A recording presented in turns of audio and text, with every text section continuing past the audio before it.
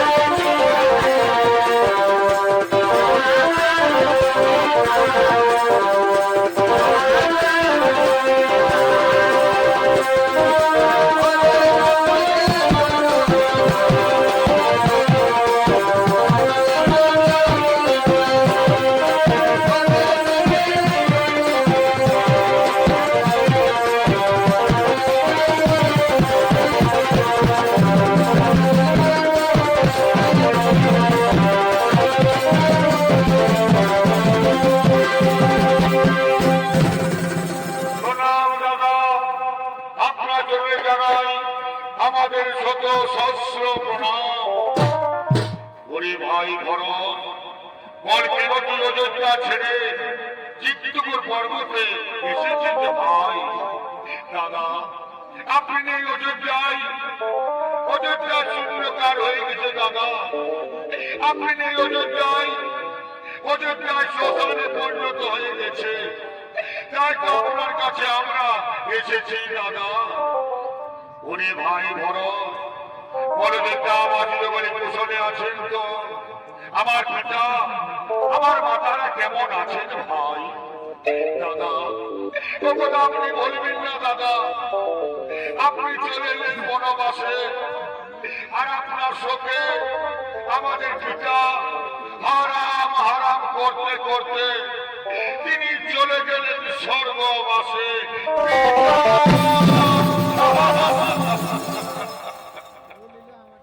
ওরে ভাই ভরত, একই কথা শোনালে রে ভাই আজ আমাকে, একই কথা শোনালে রে ভাই আমাকে। দাদা, আপনাকে নিয়ে যেতে এসেছি আমি অযোধ্যায়, আপনি আমার সাথে ফিরে চলুন। তা নাহলে ভরত আপনার সামনে প্রাণ ত্যাগ করবে। নারে ভাই ভরত, তুইও কথা আমাকে বলিস না। আমি যে পিতৃসত্য পালনের জন্য 14 বছর এসেছি বনবাসে, আমি যদি অযোধ্যায় ফিরে যাই তবে সূর্য বংশের নামে কলঙ্কিত হবে। ওরে ভাই, তুই আমার আদেশে অযোধ্যায় ফিরে যা ভাই। দাদা, আপনার আদেশ আমি অমান্য করতে পারি না দাদা, কিন্তু আমি অযোধ্যায় ফিরব না, আমি ফিরব নন্দীগ্রামে। আপনার পায়ের পাদুকা আমার মস্তকে তুলে দিন, নিয়ে যাব নন্দীগ্রামে। সিংহাসনে বসাবো আপনার পাদুকা, আপনার পাদুকায় হবে রাজা, আমি কেবল উপলক্ষ মাত্র। ওরে ভাই, এই কথা, এই আমার পায়ের পাদুকা দিন দাদা, দিন আমার মস্তকে তুলে আমি নিয়ে যাব নন্দীগ্রামে। দাদা, আজ ভরতের শেষ নিবেদন, আমি একদিন গুনে গুনে 14 বৎসর পার করব। যেদিন 14 বৎসর পূর্ণ হবে, সেদিন যদি আপনাকে আমি না দেখি অযোধ্যায়, সেদিন আর ভরত পৃথিবীতে বেঁচে থাকবে না দাদা। সেদিন এই ভরত মরবে, তাকে কেউ রক্ষা করতে পারবে না, কেউ না, কেউ না। ওরে ভাই ভরত, আমি তোকে কথা দিলাম যেদিন 14 বৎসর পূর্ণ হবে সেদিন আমি অবশ্যই ফিরব অযোধ্যায়।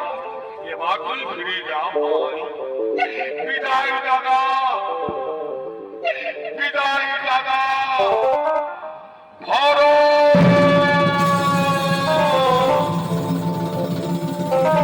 বিদায় দাদা।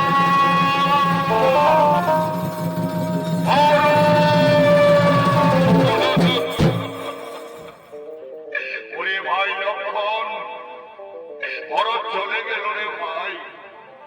তার কাছে আমরা জানতে পারলাম আমাদের পিতা চলে গেছেন স্বর্গবাসে। তাই তো পুত্রের কর্তব্য হলো পিতাকে পিণ্ড দান করা।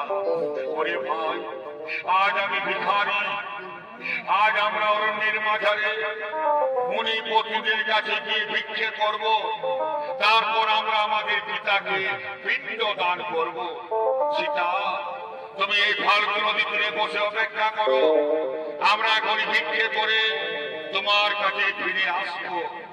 হে প্রভু, আপনি চলে যান ভিক্ষার্থে, আমি আপনার অপেক্ষায় বসে থাকবো প্রভু।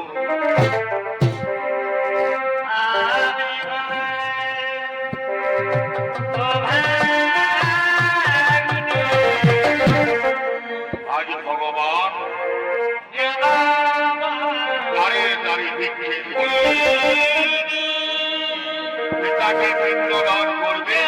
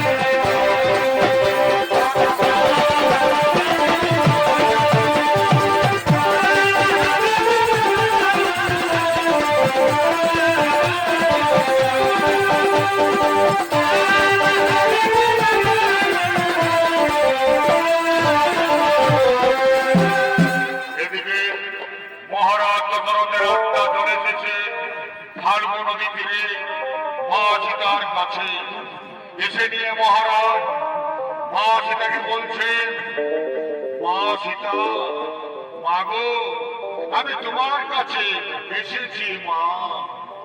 হে পিতা, আপনার চরণে আমার শতকরি প্রণাম পিতা, আপনার চরণে আমার শতকরি প্রণাম গ্রহণ করুন পিতা। তথাস্তু মা সীতা। হে মা সীতা, আমার ছেলেরা আমাকে ভিন্ন দান দেয়নি মা, তাই তো আমি স্বর্গে যেতে পারি না মা। আমার জন্য স্বর্গের দ্বার চিরতরে বন্ধ হয়ে আছে। হে পিতা, আপনার ছেলেদেরকে যে ভিক্ষে করছে ওনারা ফিরে এলেই আপনাকে পিণ্ড দান করবেন পিতা। ততক্ষণ আপনি আমার কাছে বসে অপেক্ষা করুন পিতা। না মা সীতা, না, আমার কাছে বসে থাকার অপেক্ষার সময় নেই মা। আমি ওই তরকারি পিণ্ড দান করে না হই তবে আমি কোনদিন স্বর্গে যেতে পারবো না মা। তাই হে মা সীতা, তুমি আমাকে পিণ্ড দান করো মা। হে পিতা, আজ যে আমার কাছে কিচ্ছু নেই পিতা, আজ যে আমার কাছে কিচ্ছু নেই। আজ যে আপনার পুত্র বধূ ভিখারিণী পিতা, আজ যে আপনার পুত্র বধূ ভিখারিণী, আমি আপনাকে কিসের পিণ্ড দান করবো পিতা? হে মা সীতা, তুমি আমাকে ফাল্গুন নদী তীরে বালির পিণ্ড দান করো মা। আমি সেই বালির পিণ্ড খেয়ে এক্ষুনি চলে যাব স্বর্গবাসে। হে পিতা, হে আজ আমি তাই করবো পিতা, আজ আমি আপনাকে বালির পিণ্ড দান করবো পিতা।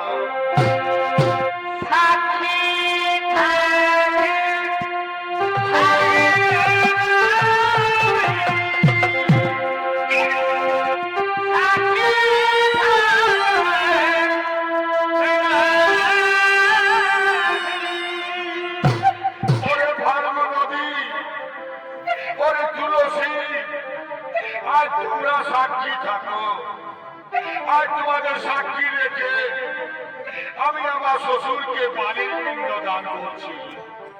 আমার প্রভু এলে তোমরা তাকে বলে দিও যে আমি আমার শ্বশুরকে বালির পিণ্ড দান করেছি।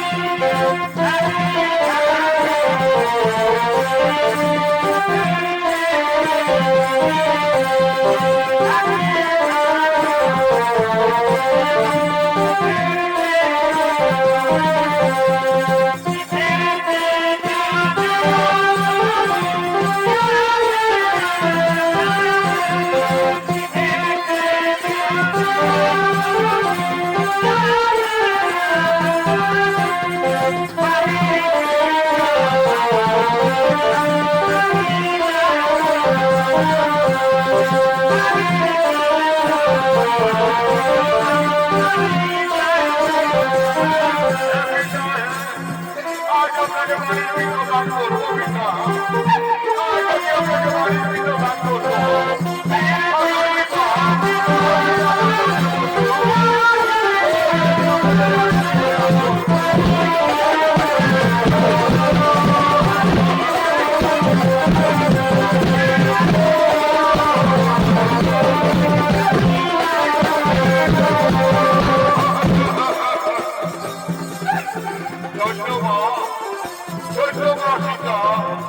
তুমি আমাকে বাড়ির পিণ্ড দান করলে মা, ওই তো স্বর্গের দ্বার খুলে গেল। এ মা, ওই তো স্বর্গের দ্বার খুলে গেল। এবার আমি চলে যাবো স্বর্গবাসে, এবার আমি চলে যাবো স্বর্গবাসে। এবার তুমি আমাকে বিদায় দাও মা, এবার তুমি আমাকে বিদায় দাও। না পিতা না, তুমি আমাকে চলে চলে দিও না পিতা, তুমি আমাকে চলে চলে দিও না।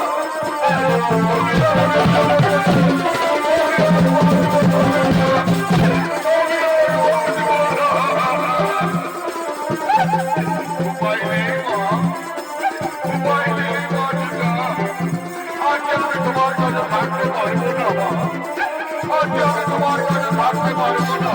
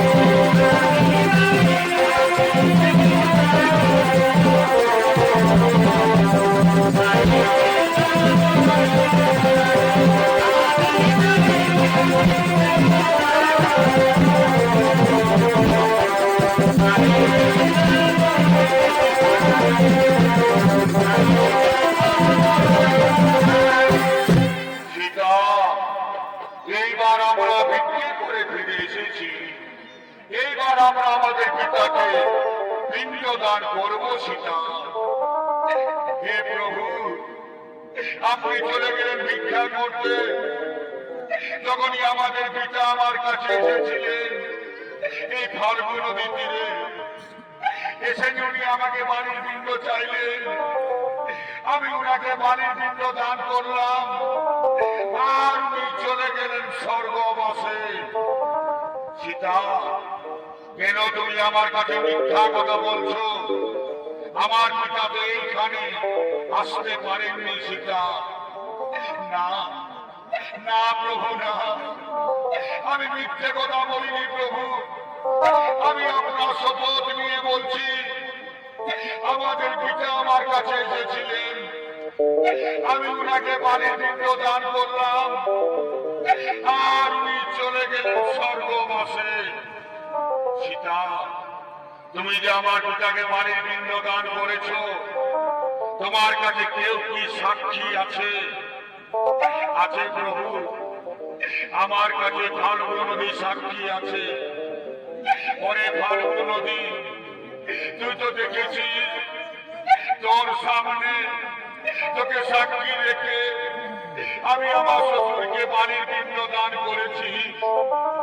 তুমি এই কথা আমার প্রভুকে বলে দাও, তুমি এই কথা আমার প্রভুকে বলে দাও, তুমি এই কথা আমার প্রভুকে বলে দাও। না সীতা না, আমি মহারাজ দশরথকে এইখানে আসতে দেখিনি। কি বললে, কি বললে ওরে ফাল্গু নদী? তুমি দেখে নিয়ে আমার বহুর কাছে মিথ্যা কথা বলে দিলে, তুমি তুমি দেখে নিয়ে আমার প্রভুর কাছে আমাকে মিথ্যাবাদী সাজালে। ওরে ফাল্গু নদী, আজ আমি তোমাকে অভিশাপ দেব। তোর জল কোনদিন উপরে বইবে না। তুই অনন্ত শিলা, তুমি কুকুর শিকার পার হবে। এই আমার অভিশাপ তোমাকে। বলো সীতা, আর কে সাক্ষী আছে তোমার কাছে? আছে প্রভু, আমার কাছে শিমল বৃক্ষ সাক্ষী আছে। পরে শিমল বৃক্ষ, তুই তো দেখেছি তোর সামনে তোকে সাক্ষী রেখে আমি আমার শ্বশুরকে বালির পিণ্ড দান করেছি। তুমি এই কথা আমার বহুকে বলে দাও। তুমি আমার মা রক্ষা করো, তুমি আমার মা রক্ষা করো। না সীতা না, আমি মহারাজ দশরথকে এইখানে আসতে দেখিনি। কি বললে, কি বললে? ওরে শিমল বৃক্ষ, তুমি ওদেরকে নিয়ে আমার প্রভুর কাছে মিথ্যা কথা বলে দিলে। ওরে শিমল বৃক্ষ, আজ আমি তোমাকে অভিশাপ দেব। তোর ফুলে সুগন্ধ থাকবে না, তোর ফুলে দেবতাদের পূজায় কোনদিন লাগবে না। এই আমার অভিশাপ তোমাকে। বলো সীতা, আর কে সাক্ষী আছে তোমার কাছে? আছে প্রভু, আমার কাছে মা তুলসী সাক্ষী আছে। মা গো, তুমি তো দেখেছ মা, তোমার সামনে তোমাকে সাক্ষী রেখে আমি আমার শ্বশুরকে বালির পিণ্ড দান করেছি। তুমি এই কথা আমার প্রভুকে বলে দাও, তুমি এই কথা আমার প্রভুকে বলে দাও। না সীতা না, আমি মহারাজ দশরথকে এইখানে আসতে দেখিনি।